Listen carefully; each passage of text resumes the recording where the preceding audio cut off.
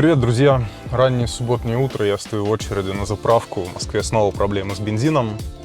На 70% заправок топлива нет, а там, где оно есть, приходится ждать по 40-50 минут, как повезет. Но чего не сделаешь ради того, чтобы классно провести время, поэтому ждем.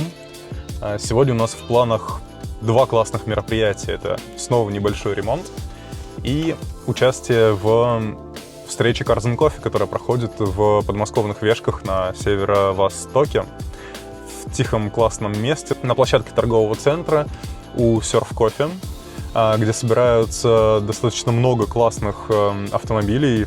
Например, в одну из прошлых недель приезжала Lamborghini Espada.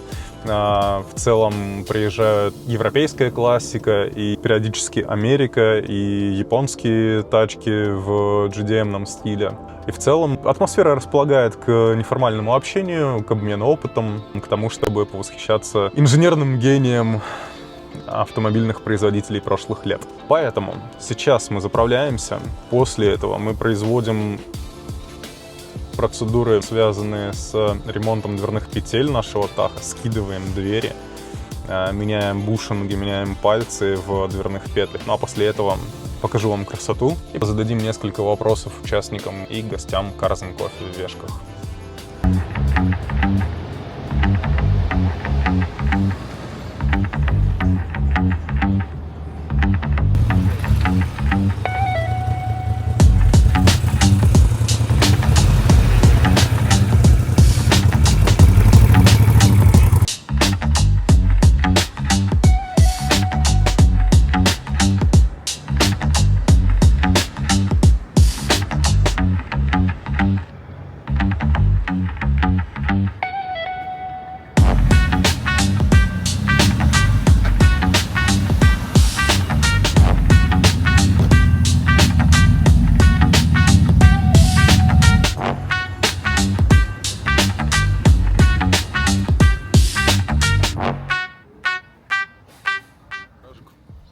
Сейчас ждем Стаса, второго Стаса, и будем исправлять все эти моменты, думать, как подвесить дверь, на что. Идеальный вариант был бы, конечно, это гусь, которым выдергивают двигатели из машин. Но вряд ли сейчас получится его найти, поэтому будем придумывать, что подставить под дверь, как ее зафиксировать, так чтобы не пришлось отсоединять проводку двери. Ну вот такой набор запчастей нам надо будет поменять. Здесь по две несущих шпильки для каждой из передних дверей, по пружине стопора и по самому валу, который позволяет двери оставаться в открытом положении. Ну и, соответственно, здесь сами бушинги, втулки и стопорные кольца, которые не позволят этим пальцам повылетать из своих мест. Итак, приступаем к разборке. Первым шагом вот отсюда контровочные пластины снял. Вот так вот мы их изнасиловали, доставал кусочками сверху и снизу. Теперь надо будет выбивать пальцы и аккуратно ее отщелкивать отсюда. А потом будем убирать вон тот палец. Его, походу, придется спиливать, потому что тут он развальцован. Ну а вторым этапом я чуть-чуть стронул пальцы со своих посадочных мест. Вот, видно, что верхний у нас чуть-чуть вышел, нижний тоже тронулся. Ну и, соответственно, выбил пружину, чтобы она нам не мешалась. Теперь, перед тем, как снимать дверь, будем мастрячить под них подставки. Новое включение. Мы тут работаем немножечко для того, чтобы скинуть дверь и недалеко ее унести. Собрали вот такое приспособление. Своровали у соседа какую-то железную табуретку, на нее кинули доску, и она практически встала под уровень двери. Все становится максимально безопасно. Продолжаем. A few moments later. В общем, мальчики, девочки, классная идея запрессовывать втулки петель через длинный болт. Продеваешь через втулки, затягиваешь их на петлях, как обычные оси, и они, стягиваясь, загоняют вот эти вот втулочки на свои места. Но внизу его надо засовывать сверху вниз, так же, как и саму направляющую, а не снизу вверх. Иначе не вытащишь ее. Теперь мы выпиливаем его дремелем, а еще и болт какой-то каленый. Нифига не пилится. Поэтому приходится немножечко помучиться. 2 hours later. История о том, как заколебаться, полдня потратить на неочевидные вещи и в итоге получить не совсем то, что хотел. Итак, Дверь на месте. Петли установлены, верхние и нижние. Поставили на вот эту штангу под ограничитель двери. Мы его пока не доделаем, потому что надо будет все это дело переделывать. Вот так вот, если прислонить ее. Зазор, конечно, чуть получше, но все равно дверь болтается. И на этих направляющих с аликом слишком большие зазоры, и дверь в них люфтит. Лучше, чем было, но не идеал. Будем переделывать втулки. В общем, неловко признавать, но сегодняшняя история не совсем увенчалась успехом. Двери стоят, стало лучше, но не до конца. Будем переделывать в следующий раз. Сейчас второй Стасян забрал эти втулки на переработку, выточит аналогично, и на следующих выходных тогда мы их перепрессуем, и тогда все должно быть окей. Но если нет, уже будем смотреть, что делать дальше. Ну а сейчас поехали на следующий ивент.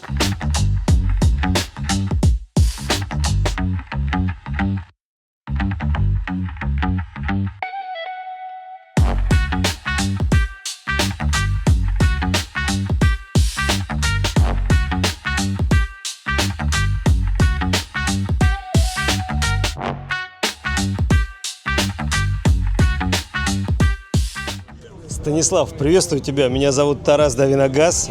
Очень приятно познакомиться. Я приехал сегодня в Вешки Карс к своим друзьям на Volkswagen Golf MK2. Этот автомобиль, как проект, мы купили в мае месяце и сделали из него, скажем так, дизайнерскую историю. Пачка сигарет.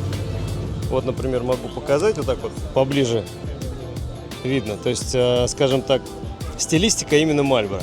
Вот. Здесь автомобиль в оклейке. Это так называемая сейчас модно ливрея, которую, соответственно, сделал вот мой друг. Поэтому, кстати, в Wrapmaster, если кому нужно, оклеит вам очень классный автомобиль, обращайтесь. Как ты думаешь, вот, что отличает автомобиль с характером от просто какого-то дорогого нового автомобиля? Я скажу так, такое вульгарное выражение будет краткое, просто не хочется на самом деле долго растягивать. Прокладка между рулем и сиденьем решает. Характер водителя, да? Да. Ясно. Правильно? А какая машина в твоей жизни оставила самый большой эмоциональный след? Самый эмоциональный след оставил автомобиль, скорее всего, наверное, первой тачки, это отца автомобиля. Когда отец учил меня водить автомобиль, мне было там 11 лет. Первые любительские соревнования по автомобильным гонкам я выиграл в 11 лет. Это была десятка. И вот на этой десятке на льду мы гоняли, кстати, здесь неподалеку, Мытищинская картодром трасса на Олимпийском проспекте. Сейчас она, к сожалению, закрыта. И десятка, наверное, ВАЗ-2110. Привет, дорогой. Паркуйся. Поболтаем, давай. Очень много знакомых, друзей. Вот, кстати, человек тоже снимает очень интересные ролики, очень креативный. Мы сейчас тоже будем снимать, если хочешь, можешь даже поучаствовать. Ну и такой философский немножко вопрос, представь, такое далекое синтетическое будущее. Однажды вечером ты чувствуешь запах бензина и такого старого салона. Какое воспоминание из твоего автомобильного прошлого у тебя первым всплывает в голове? Слушай, я прям сразу вспомнил почему-то, когда у меня была Astra HOPC. С завода это заряженный автомобиль, имеющий 240 лошадиных сил под капотом, чугунный блок, то есть достаточно машина надежная и динамичная. Я ее доработал, купил ее в Санкт-Петербурге и прогнал в Москву. И так произошло, что даунпайп, так называемая приемная труба к коллектору, она была схвачена на 3 точках сварки. И из-за перегрева, мы этого не знали, мы не видели просто, да, труба эта отстегивается, и автомобиль воспламеняется. И вот этот запах, понимаешь, сжженного масла, проводов, там осыпался непосредственно на пол, на асфальт, вентилятор, там всякие провода. Я помню просто эту эмоцию, понимаешь, как и вот этот адреналин, когда машина загорелась. Короче, это запах приключений. Да, это запах, потому что, ну, с электричеством, конечно, не дай боже, такое тоже произойти может. Это все фаталити. Да, это все фаталити, как бы мы успели потушить, и благо все обошлось. Это получается такой запах надежды, наверное. Ну да, что как, Позитивный исход. да, что все-таки мы будем наслаждаться бензиновыми тачками и в будущем, потому что, конечно, это уже переходит на самом деле в рамках эксклюзивной какой-то истории. Сейчас иметь автомобиль, тенденция какая, бензина мало, все стоят в очередях, это очень сложно, поэтому, конечно, нужно экономить и не распыляться там. Вот, например, я сегодня заправил полный бак, вот в чем плюс старого автомобиля. 92-й бензин, можно хоть 80-й сюда залить, и он поедет куда угодно. Да. Получается так, что старая машина, она не бросит в беде, она до Ну вот, конца с тобой. да, понимаешь, то есть как бы она вот и поедет на бензине, на любом, по сути практически. Тут достаточно надежная, уже проверенная просто десятками лет, да, там 36 лет автомобилю. И он до сих пор на ходу, в прекраснейшем состоянии. Просто, например, у меня вот есть еще второй автомобиль, но сотый бензин, понимаешь, туда только лить. И ездить на нем сейчас, вот я его заправил и на прикол поставил. Он с полным баком стоит. Поэтому всем полного бака бензина, отличного настроения. Ну и любите ваши тачки и радуйте людей какими-то интересными своими проектами.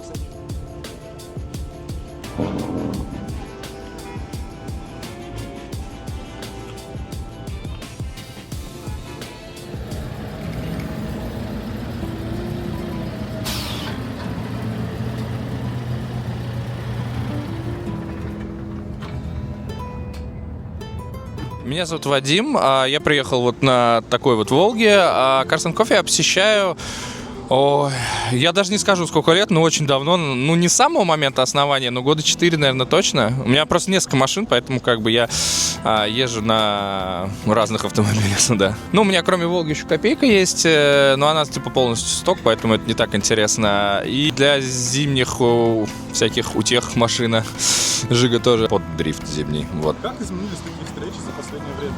Что стало лучше, может, что-то не хватает? Мне кажется, что изменились в лучшую сторону, потому что я наблюдал, собственно, и когда тут было совсем мало машин, и когда тут было много машин. И в целом ребята делают очень крутую, большую работу в плане того, что это, наверное, самые стильные и, наверное, одни из самых селективных встреч в Москве и в области вообще в целом. Здесь всегда хороший набор машин, здесь никогда нет какого-то колхоза, здесь всегда приятные люди. Ну и в целом, так как я лично знаком с организаторами, передаю, кстати, им привет большой, особенно Жене. Вот. Мне кажется, что работа ведется большая, и в целом это одно из знаковых мероприятий для московской автотусовки в целом. А вот на твой взгляд, все-таки это мероприятие, это больше об автомобилях или о людях?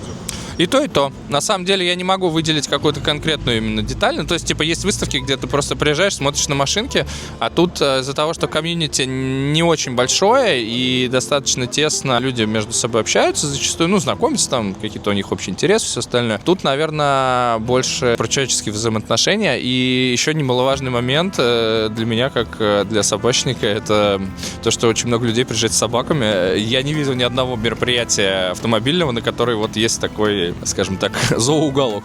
Я сегодня без своего, потому что жарко очень, но в целом меня радует то, что можно с ним всегда приехать. Ну, то есть, типа, мало на какую выставку тебя пустят с собакой и позволят там, типа, ходить спокойно. И как бы здесь вот здесь есть своя уникальная атмосфера. То есть ты можешь ездить в год на там 10 мероприятий, и они все будут, ну, типа, в чем-то схожи. Не шаблонные, но схожие, вот. А здесь прям свой вайб. Как ты считаешь, такие мероприятия, это не карго-культ отчасти? Есть ли здесь какая-то самобытность, вот наша отечественная? В целом, да. Ну, как бы изначально же формат Cars & Coffee, он интернациональный и интергородской, я не знаю, как это правильно сказать. Во многих же городах проводится. В Сочи ребята тоже делают очень классный Cars & Coffee. В Питере иногда бывают тоже классные встречи, красивые, такие по машинам, там, по наполнению. Вот. Не могу сказать, что это карго-культ на самом деле. Это скорее просто отечественное переосмысление. Но я на самом деле очень давно во всей этой движухе автомобильной и... Ну, я типа помню времена, когда мы, например, собирались просто там, не знаю, на площади у администрации, также стояли просто без кофе, потому что кофе там не было. Вот. А так в целом все то же самое. Формат встреч просто на парковке, он всегда актуален, и мне кажется, это вечная классика. Для этого не надо ничего организовывать особенно. Ну, у ребят получается классно организовывать, но как бы обычно это стихийные какие-то мероприятия, просто люди, которым интересны тачки, они просто встречаются, стоят, общаются, тусят, вот, как бы, и все. В этом плане, на мой взгляд, это очень комфортный формат. Как ты думаешь, во что превратятся эти встречи в горизонте там 5-6? Ой, я очень сильно надеюсь, что эти встречи будут только расширяться по количеству участников, будет все больше людей, но на самом деле тенденция сейчас пока такая, я надеюсь, она продолжится. И в целом могу сказать, что сейчас уже виден рост в плане того, что вот, например, недавно были ночные Cars & Coffee, ну как ночные, вечерние, и машин было столько, что они заняли вообще всю парковку, тут не было места, чтобы даже припарковаться, и это прям показатель успеха, на мой взгляд. И я думаю, что все будет дальше только лучше становиться. Представь такое далекое синтетическое будущее, Однажды вечером ты вдруг чувствуешь запах бензина и запах салона старого авто. Какое воспоминание из твоего автомобильного прошлого первым всплывет у тебя в голове? Ой, я думаю, на воспоминания про эту машину, потому что мне все время бензином воняет. Так что, в принципе, да. Ну, в целом, как бы, я помню много разных мероприятий, но это одно из самых запоминающихся определенно. Спасибо тебе. Было пообщаться. Взаимно.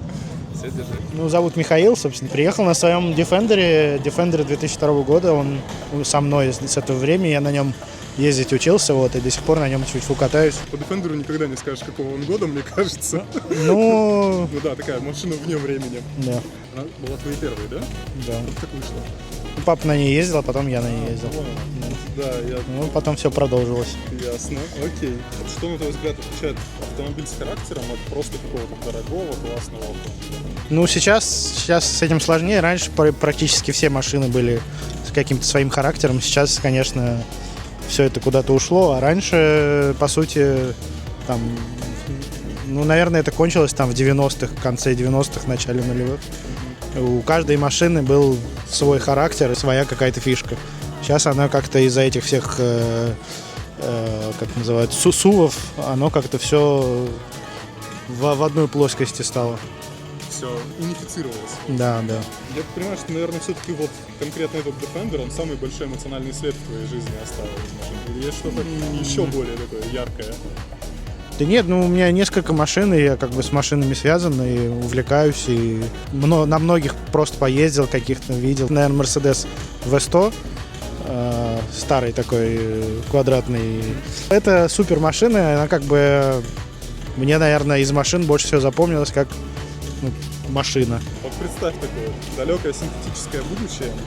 Однажды ты вот вечером чувствуешь запах бензина старого автомобильного салона. Какое воспоминание из твоего автомобильного прошлого первым всплывет в твоей голове? Да, наверное, ну, путешествия какие-то. Ну, я надеюсь, что у меня будет какой-то бензиновый автомобиль, потому что ну, не хочется электром и так далее. Я надеюсь, что и вспомнится тебе путешествие из твоего еще ныне будущего. Ну, надеюсь, да. Ну, и запахов, наверное, это, если про запахи вспоминать, наверное, запах дизеля в лесу, когда ты где-нибудь в лесу застрял, и там влажно, и мотор работает, вот это очень такой, на самом деле, кто бывал. Ну, и запах какого-нибудь картинга на трассе тоже очень такой своеобразный запах. Вот эти две штучки. Ну ладно, спасибо тебе большое за ответ на вопрос. Да не за что. Друзья, небольшая ремарка уже после монтажа. Спасибо большое, что досмотрели этот ролик. Рад, если он оказался для вас интересным и полезным. И буду признателен, если нажмете лайк и подпишитесь на канал, прожмете колокольчик. В общем, сделайте все эти полезные для блогерства действия. И на следующей неделе порадую вас новым выпуском. Также поговорим о автомобильной культуре, о техничке, доделаем петли на моем Таха. И если не подведет поставщик запчастей, то уже займемся рулевым управлением. Ну а вам всего хорошего и до новых встреч. Пока.